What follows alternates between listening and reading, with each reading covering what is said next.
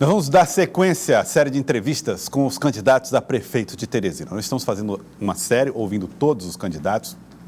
E hoje nós estamos recebendo aqui no Jornal do Piauí, na TV Cidade Verde, Simone Pereira, candidata a prefeita de Teresina pelo PSD. Ela vai conversar conosco durante os próximos 30 minutos a respeito de propostas, projetos que tem para a cidade de Teresina. Para participar dessa entrevista, nós teremos a participação, como todos os dias, de Elivaldo Barbosa, repórter de política da TV Cidade Verde, do cidadeverde.com, da Rádio Cidade Verde, e também de Nádia Rodrigues, editora-chefe do Notícia da Manhã, na TV Cidade Verde, do programa Tem de Tudo na Rádio Cidade Verde e do Cidade Verde Notícias. Direto do cidadeverde.com, teremos a participação da jornalista Lídia Brito. Lídia Brito estará conosco também participando dessa entrevista com Simone Pereira. Candidata Simone Pereira, boa tarde, seja bem-vindo aqui ao Jornal do Piauí. Boa tarde, boa tarde, Nádia, boa tarde, Elivaldo, boa tarde, Teresina. Bom, a senhora será candidata pela primeira vez. Já tem experiências com a administração pública na Secretaria de Desenvolvimento Rural e pela primeira vez disputa um cargo majoritário. Qual é a expectativa da senhora e o que essa experiência de vida pública até aqui pode trazer para a cidade de Teresina como benefício? Bom, na verdade, eu já estive candidata a vereadora anteriormente, né, mas com o intuito de ajudar o fortalecimento do partido. Dessa vez eu recebi o desafio de estar candidata a prefeita de Teresina e aceitei, por acreditar que eu tenho todas as prerrogativas necessárias para querer comandar os rumos da minha cidade. Eu sou assistente social por formação, me formei na Universidade Federal do Piauí, sou pós-graduada em gestão pública, já fui secretária de Estado por 3 vezes, fui secretária executiva da Sênticas, hoje Sencasp, fui presidente do Conselho Municipal do Direito da Mulher, fui assessora técnica da PPM, fui diretora do CASA, hoje SEM. Então, assim, eu tenho uma larga experiência administrativa com relação à questão de gestão pública, né? Tenho a minha formação, que faz com que eu tenha um olhar diferente na forma de fazer gestão, e eu acredito que hoje o que Teresina espera de fato do próximo gestor é um gestor que olhe para as pessoas com mais amor e com mais respeito. Candidata, a senhora é uma das 4 mulheres que disputam a prefeitura de Teresina. No seu plano de governo, tem uma política especial voltada para a atenção à mulher? Na verdade, não só a atenção à mulher. A gente teve uma preocupação com as políticas de proteção social e as políticas de garantia de direito. É lógico que isso envolve as mulheres de forma muito evidente, né? A questão de a valorização da mulher no meu programa, ela é muito forte, mas principalmente as políticas de garantia de direito, a política de proteção social, inclusive com a proposta de uma municipalização de um serviço, né, chamado Sanvis, que é o Serviço de Apoio à Mulher Vítima de Violência Sexual, onde a gente centraliza todo o atendimento em um único espaço físico. Esse serviço existe disponível hoje na maternidade Dona Evangelina Rosa, a nível de Estado. Isso. E eu, enquanto presidente do Conselho Municipal do Direito da Mulher, lutei muito para a municipalização dessa ação. Por que seria importante essa municipalização? Veja bem, a assistência social, assim como a saúde, ela tem um sistema único. O sistema único, ele prevê o quê? A municipalização das ações, com que essa política esteja cada vez mais próxima da população, né? Então, o Sanvis, ele é um serviço que, muitas vezes, uma mulher, quando ela é vítima de uma violência sexual, ela não sabe sequer para onde se dirige. Ela não sabe a que lugar ela deve ir primeiro. E essa centralização desses serviços, ela vai a uma maternidade, que é um hospital eminentemente feminino, que é a nossa realidade hoje. A gente não tem um hospital da mulher. A gente tem como atendimento feminino as maternidades. Então, ela chega lá, ela recebe imediatamente uma asepsia para evitar uma doença sexualmente transmissível. Logo após, ela recebe a pílula do dia seguinte para evitar uma gravidez indesejada. Lá mesmo, ela faz o boletim de ocorrência, o exame de corpo de delito e sai de lá com a assistência psicossocial para fazer um acompanhamento. Então, isso centralizado num único espaço, sem que a mulher precise passar por nenhum tipo de constrangimento. E sem que você tenha uma rede de proteção fragmentada. né? Porque quando você tem uma rede de proteção fragmentada, muitas vezes você não sabe para onde você dirigir. Os serviços, eles são existentes, né? Mas isso dificulta o acesso. Por isso a questão da centralização e a aproximação com a população do município. Ainda na área da saúde voltada para a mulher, candidatos têm revelado interesse na defesa de um hospital especializado no tratamento da mulher. Cabe, na sua proposta, isso pode ser contemplado na estrutura do SUS, por exemplo, aqui em Teresina? Olha, cabe sim. Mas veja bem, Livaldo e Teresina, nós tivemos uma preocupação muito grande no momento da elaboração do nosso plano de governo de não fazer propostas milaborantes, sem levar em consideração a questão orçamentária do município. Porque o que a gente tem visto ao longo do tempo são candidatos que fazem planos de governo, registram esses planos e até mesmo os que se elegem, ao final dos 4 anos, não conseguiram cumprir. A construção de um hospital da mulher não cabe no orçamento do município? Não.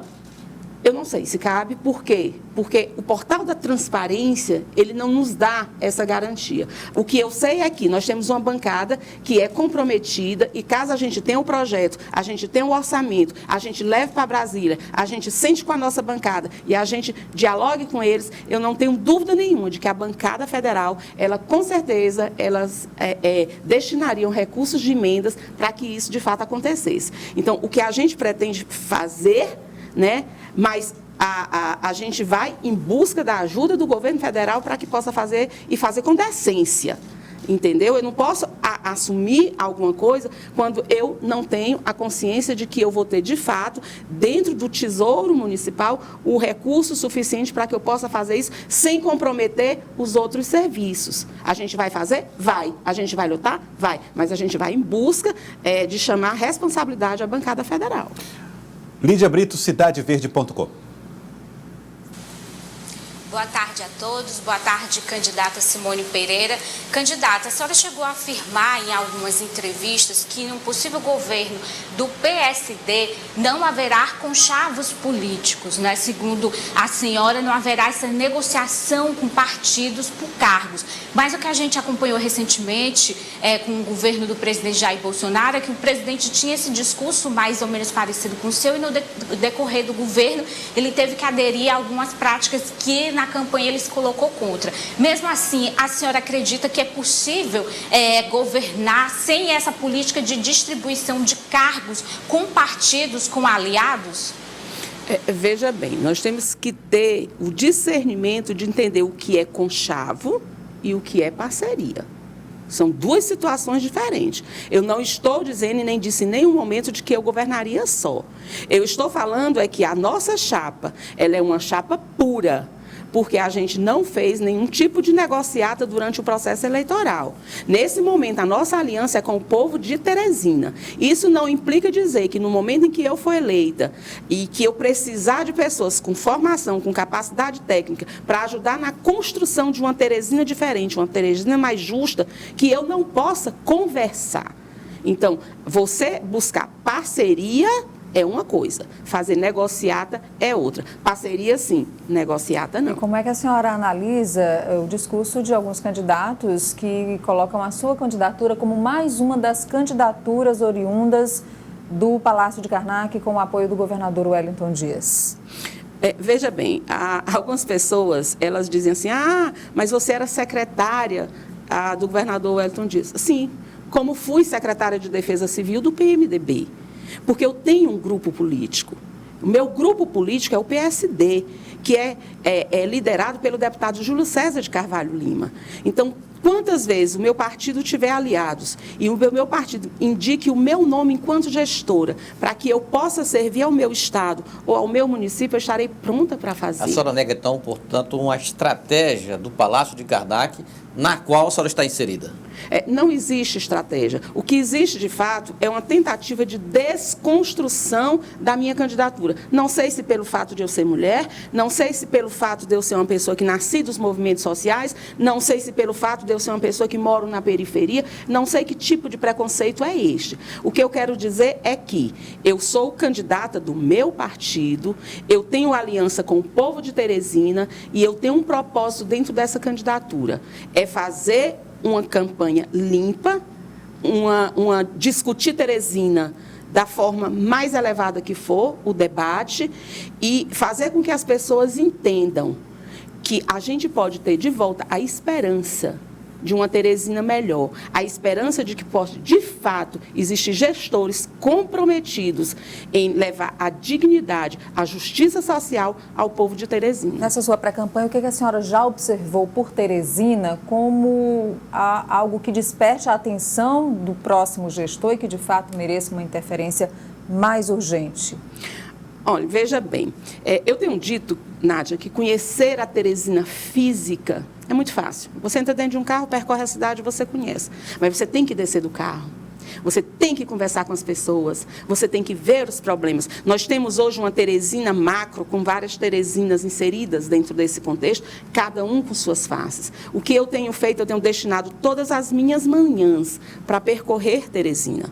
Ontem eu tive, por exemplo, na Zona Sudeste, onde eu fui olhar as galerias, eu tive na Curva São Paulo, né? Então, aquilo que a gente vê hoje ali é um absurdo.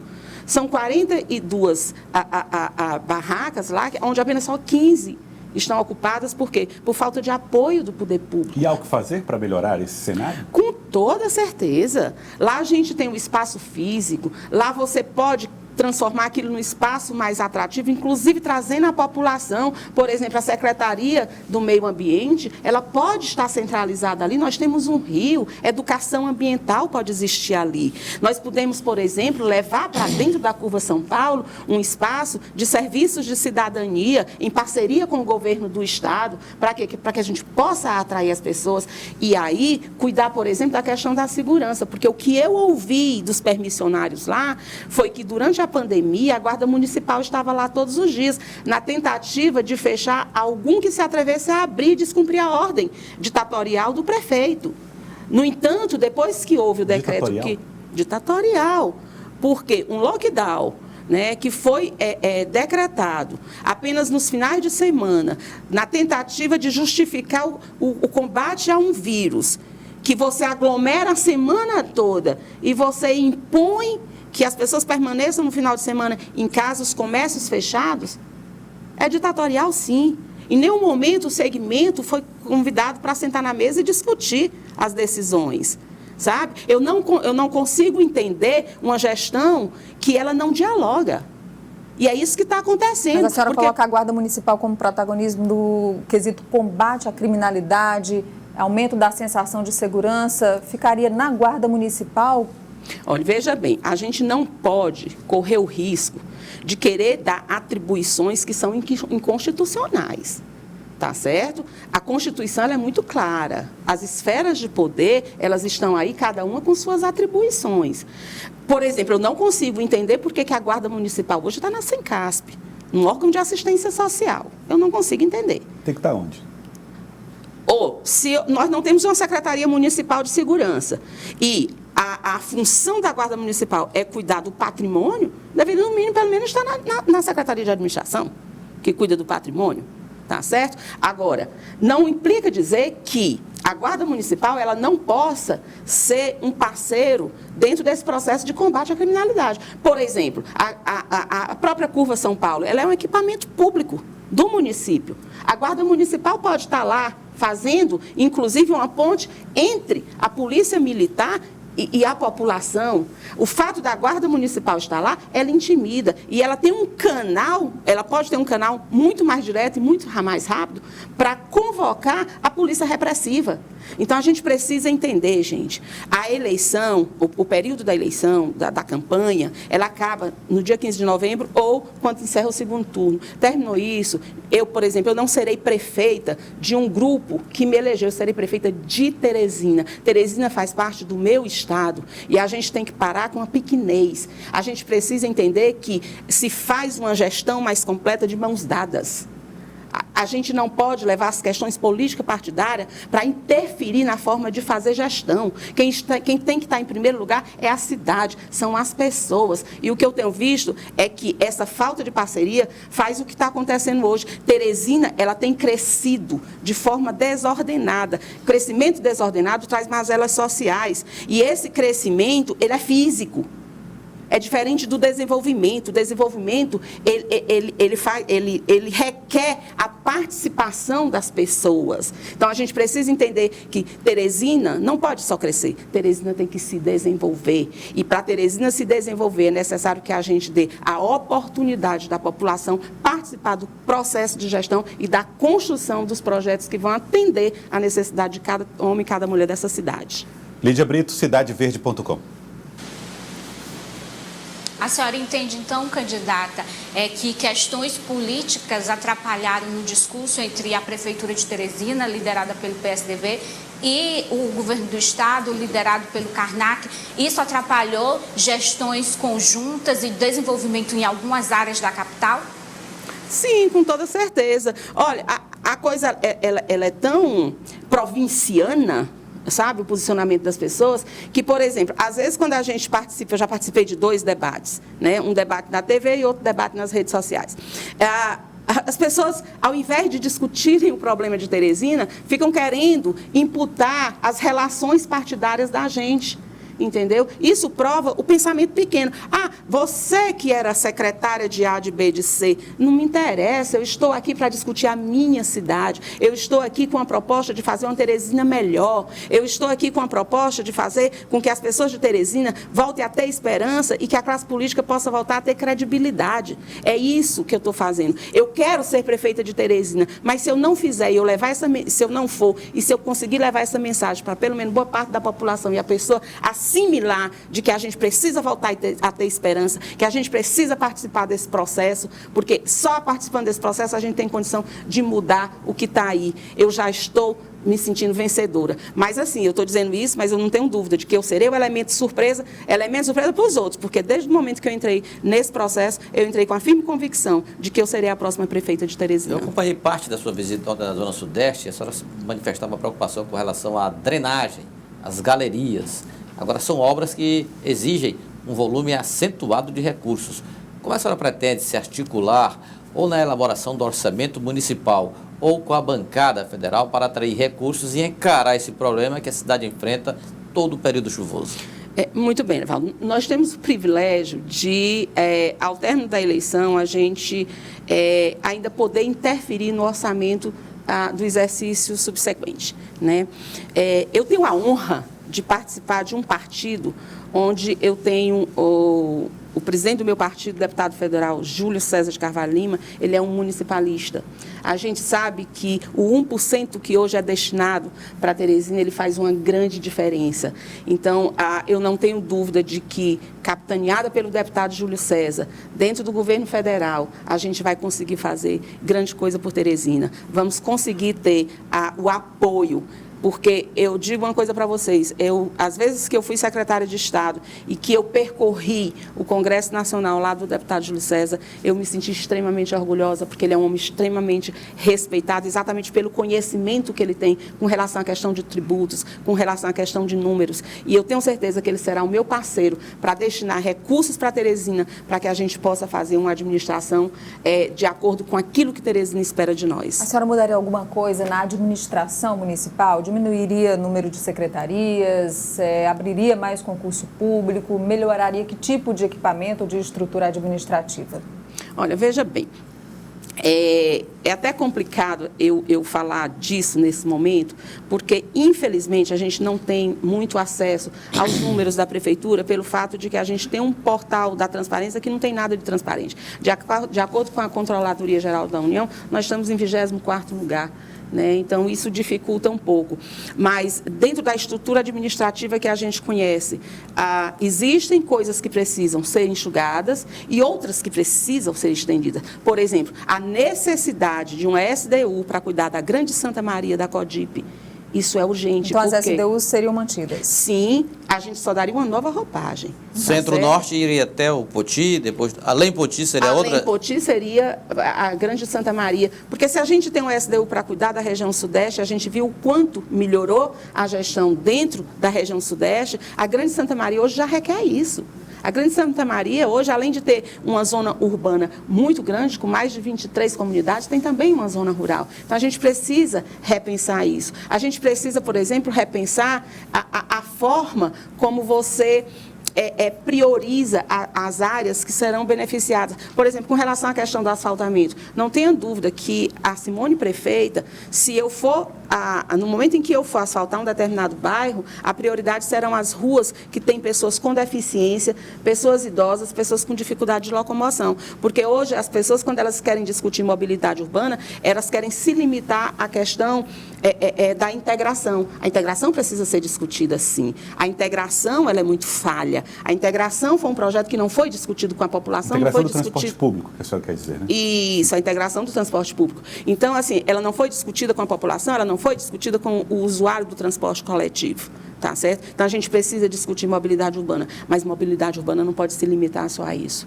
tá certo? O pedestre, ele precisa ser beneficiado com essas políticas. Os ciclistas precisam serem beneficiados com essas políticas. Os deficientes, os idosos, as pessoas que têm dificuldade de locomoção, tá certo? Então, na administração da Simone Pereira, as políticas, elas não serão de forma isolada. Nós trabalharemos com políticas de forma articulada, porque a gente trabalha com gente. E as pessoas, elas vivem dentro de um contexto familiar com diversas faces. Dentro de um contexto familiar, tem a criança, tem o idoso, tem o adolescente, tem a pessoa com deficiência. Então, a gente precisa universalizar essas ações. A gente precisa entender que política eficiente é política articulada. Essas políticas sociais, elas precisam ser muito voltadas também, esse é o próximo desafio, e importante desafio dos gestores municipais em todo o Brasil, e acho que no mundo é um desafio para a humanidade, que é a retomada econômica, a retomada das atividades econômicas e a geração de empregos.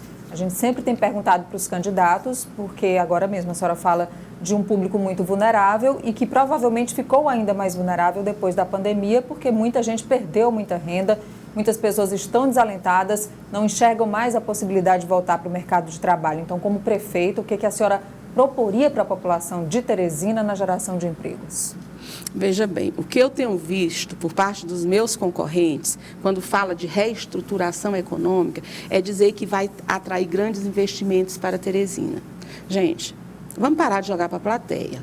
Para a gente trazer grandes investimentos para Teresina, primeiro a gente tem que cuidar da infraestrutura. Quem é que vai querer uma fábrica que vai investir em Teresina quando a gente não tem sequer uma energia de qualidade? Tá certo? Então, a minha gestão, no processo de reestruturação econômica, primeiro eu vou cuidar dos meus, do povo da minha terra, que gera emprego, que gera renda e que está quebrado, tá certo? Seja por conta do próprio processo da integração com as vias de ônibus, como quebraram a maioria dos comerciantes, seja lá do Disseu, da Miguel Rosa, da Rui Barbosa, mas principalmente reerguer o quitandeiro lá da periferia. Sabe? Aquela mulher que com muito custo, ela faz um curso de cabeleireira e ela bota um salão lá na periferia. A senhora faria isso?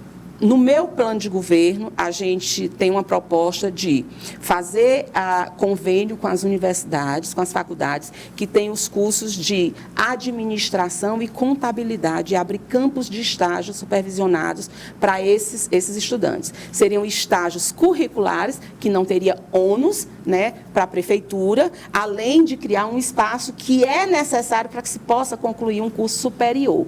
E esses estudantes, o campo de estágio deles seria exatamente dar uma assessoria técnica para o pequeno que não sabe como se reerguer com segurança. E, com certeza, nesse processo de recuperação, ele será muito maior do que o que ele era no momento em que ele quebrou. Por quê? Porque ele vai ter um acompanhamento técnico, uma orientação técnica para que ele possa ter um comércio de forma mais sólida, podendo entender o que é receita, o que é despesa, como ele pode realmente atender à necessidade do mercado. Tá? Essa visão eles não têm, a gente precisa dessa visão para que eles possam realmente terem mais segurança. Né? Então, eu preciso pensar na possibilidade de trazer grandes investimentos, e sim, em nenhum momento eu disse que não farei. Mas antes disso eu preciso cuidar da infraestrutura da minha cidade. Eu preciso cuidar, por exemplo, do pequeno. É a mesma coisa de dizer assim, eu vou construir praças e locais de diversão em Teresina. Não, a gente pode pensar nisso, mas antes eu preciso reestruturar os equipamentos existentes que estão aí, abandonados. Tá certo? A gente precisa fazer esse plano de reestruturação dos equipamentos públicos que foram deixados de lado, praças às escuras, sem acessibilidade, as crianças sem local para diversão, a cultura completamente abandonada. Né? Quantos talentos a gente tem na periferia dessa cidade e a gente não vê? A gente vê, por exemplo, uma falta de apoio tão grande por parte do poder público na cultura, que as juninas, que poderiam ser assim um grande atrativo, inclusive turístico para Teresina, gerando renda, gerando emprego e potencializando a cultura da nossa cidade, a gente vê o quê? É o pessoal que faz a junina nos sinais de trânsito, pedindo contribuição da população, quando o poder público deveria investir e apoiar. Então, tem muito que ser feito por Teresina. Então, eu não penso, no primeiro momento, em construção de novas coisas, mas de reestruturação e de fazer funcionar os equipamentos já existentes. Lídia Brito, cidadeverde.com. Candidata, a educação, o futuro passa pela educação, né? A Prefeitura de Teresina apresenta a educação do município como a melhor do país. Já a oposição afirma que esse empenho para ter a maior nota do IDEB seria uma forma de maquiar a realidade, já que há investimento apenas em português e matemática. Qual é a análise que a senhora faz da realidade da educação de Teresina e o que está proposto no seu plano de governo para essa área? Veja bem, eu não seria leviana para dizer que a educação de Teresina é ruim. O que eu posso afirmar é que ela pode ser muito melhor. Ela pode ser muito melhor, ela pode ser mais humanizada, tá certo? Olha, por exemplo, no momento em que a educação de Teresina foi premiada, o que a gente viu nesse carnaval todo que a prefeitura promoveu, por se tratar de um momento político, foi o rosto do ex-secretário, juntamente com o do prefeito, estampado nas redes sociais, estampado nos meios de comunicação, quando eu entendo que essa premiação a gente deve são os professores, são aqueles que fazem a educação, que são mal remunerados, que sofrem assédio moral, sabe? Que não têm estrutura para trabalhar, que têm dificuldade, por exemplo, inclusive de comprar um livro para se capacitar. Esses sim são guerreiros. Sabe? Esses era que deveriam estar estampados nos outdoors, sendo homenageados. E a gente pode melhorar assim, inclusive capacitando esses professores, dando oportunidade para eles se reciclarem, porque a educação, sabe, ela é dinâmica. E quem está no campo, seja em que profissão for, ela precisa ter a oportunidade de estar se reciclando e se modernizando. Essa reciclagem não existe? A prefeitura disse que, inclusive, tem institutos que ajudam, né, que são contratados para garantir essa qualificação. De forma muito tímida. Vamos fazer um percentual, por exemplo, de quantos professores desse têm um mestrado? O que é isso, gente? Não vamos jogar para a plateia, não. É aquela história, uma mentira repetida várias vezes, ela acaba sendo assimilada como verdade. Por exemplo, tentaram desvirtuar a minha fala no último debate, quando eu falei da educação inclusiva. Eu falei da educação inclusiva, que merece uma atenção muito especial. Por quê? Porque o pouco que tem de educação inclusiva, né, e aí eu fiz a seguinte colocação: eles colocam cuidadores e enfermeiros dentro da escola. Gente, eu não tenho nenhuma restrição, muito pelo contrário, é uma classe extremamente necessária e outra classe sofrida, os enfermeiros, sabe? Mas o que eu quis dizer foi que a gente precisa ter o quê? Profissionais de educação dentro das escolas preparados para receber as crianças com deficiência. As crianças com deficiência, seja ela um autista, com síndrome de Down ou com dificuldade de locomoção, ela vai para a escola em busca do conhecimento, mesmo dentro das limitações dela. E ela precisa ter um professor, um profissional da educação pronto, habilitado para estar recebendo essa criança. É necessário o cuidador? Ótimo que tem. Eu sou defensora das políticas articuladas. Se é necessário ter o enfermeiro dentro da escola, tenhamos. Se é necessário ter o cuidador, tenhamos. Mas o mais importante, na escola, na educação inclusiva, é o professor preparado para receber as crianças com deficiência, porque elas podem aprender dentro da limitação dela, mas elas podem, senão, não existiria uma lei de proteção social e de garantia de direito que impusesse essa educação inclusiva. Como a senhora pretende tratar o transporte público? A Prefeitura está em execução de um projeto de integração no setor. A senhora falou agora há pouco, inclusive com um tom crítico em relação aos efeitos que tem causado à economia, a estabelecimentos comerciais. A senhora alteraria o Integra, reformularia, como trataria? Olha, isso é um problema tão sério que essa gestão criou para a próxima gestão, sabe? Que eu tenho buscado estudar muito com relação a isso. Por quê? É um modelo que não atende à necessidade de Teresina, isso não tem o que se discutir, tá certo? Foi um caos. Se copiou um modelo, não sei de onde, se jogou aqui, sem sequer buscar fazer uma adequação, tá? Agora, eu também não posso perder de vista os milhões de reais que foram investidos nisso. Eu não posso abrir a boca e dizer que eu vou destruir tudo, eu vou derrubar tudo. Não é bem assim.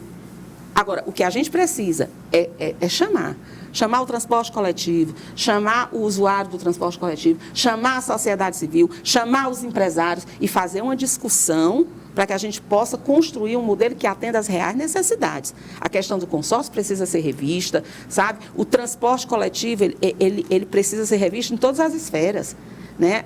Gente, quando a gente fala em transporte coletivo e a gente faz referência à zona rural, é triste. É triste, é uma falta de respeito sem tamanho. Basta vocês irem bem aqui naquela que ele chama rodoviária da zona rural, que fica ali por trás do Verdão, que vocês vão ver a situação daquilo ali, sabe? Olha, não sei se a gente tem tempo, mas Mais um minuto. Tá, eu queria falar só de forma bem rápida, esse sistema de integração, eles querem atingir a zona rural. E aí um grupo de pessoas me procuraram. Dona Simone, se a senhora for prefeita, não deixe não, porque vão fazer um terminal lá no Sonim, e aí a gente vem lá do interior da gente com a vaca, com a galinha, com um porco, para vender, para fazer uma compra no supermercado e voltar. Aí, já pensou, a gente desce do ônibus, tira o porco, bota no outro ônibus, aí a gente faz a compra, tira o supermercado, bota no... Então, gente, precisa ouvir. Só quem sabe quais são as dificuldades e as limitações é quem vive. Quem sabe aonde o sapato aperta é quem calça. Então, é imprescindível que a próxima gestão converse com a população, discuta com a população e que a gente construa uma nova Teresina juntos, que a gente saia do palácio, vá às ruas, vá aos bairros, vá às igrejas, discutir uma Teresina melhor. Eu quero agradecer à senhora, candidata Simone Pereira. Muito obrigado pela participação hoje aqui no Jornal do Piauí. Eu é que agradeço a oportunidade e quero dizer o seguinte, Teresina, não percam a esperança. Nós podemos ter uma Teresina melhor. Nós podemos ter a primeira prefeita mulher dessa cidade a fazer uma gestão com amor, com respeito. 55, dia 15 de novembro. Dei uma nova chance para todos nós, para uma Teresina mais justa e mais igualitária. 55. Elivaldo Barbosa, quero agradecer, Elivaldo. Muito obrigado pela participação aqui conosco. É isso, Gelson. Sigamos. Obrigado, candidata. No Jornal do Piauí, Elivaldo Barbosa. Nádia Rodrigues, editora-chefe do Notícia da Manhã e também do programa Tem de Tudo e Cidade Verde Notícias na Rádio Cidade Verde. Muito obrigado. Obrigada, Joelson. Boa tarde. Obrigada, candidata. Boa tarde, Elivaldo. Até segunda-feira. Lídia Brito, obrigada, telespectadores e ouvintes da Rádio Cidade Verde também. Até segunda. Agradecendo também aos ouvintes da Rádio Cidade Verde que acompanharam essa entrevista através da Rádio Líder, do jornalismo líder do Rádio Piauiense. Lídia Brito, também muito obrigado pela participação aqui nessa entrevista. A Lídia que também segue conosco aqui no Jornal do Piauí.